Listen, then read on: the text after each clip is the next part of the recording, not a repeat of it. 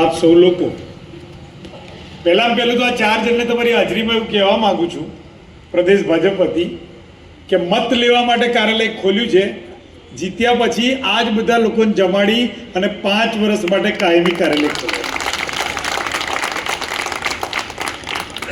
સાથે સાથે એક બીજી વિનંતી અને ચેતવણી છે કે પ્રદેશ ભાજપ અને જિલ્લા ભાજપે એવું નક્કી કર્યું છે કે જે વોર્ડની અંદર પેનલમાં ક્રોસ વોટિંગ થયું ને કોઈ એકાદ જણ રહી ગયો અને 3 જણ જીતી ગયા, તો એ જીતેલા 3 લોકોમાંથી કોઈને મુખ્ય હોદ્દો મળશે નહીં.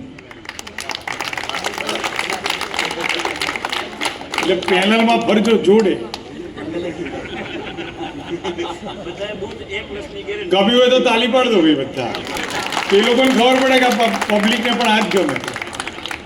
અને ત્રીજી ને મુખ્ય વસ્તુ કે જેનો મધ્યમાં ફોટો છે, ઉંમરના 8મા દાયકામાં જે દેશની અવિરતપણે સેવા કરે છે એવા નરેન્દ્રભાઈ દામોદરદાસ મોદી કે જે મા ભારતીને મળેલી ઈશ્વર તરફથી અપ્રતિમ ભેટ છે, એનું મોં જોઈને, એની પર ભરોસો રાખીને આ બધા લોકો તમને મત આપવાના છે.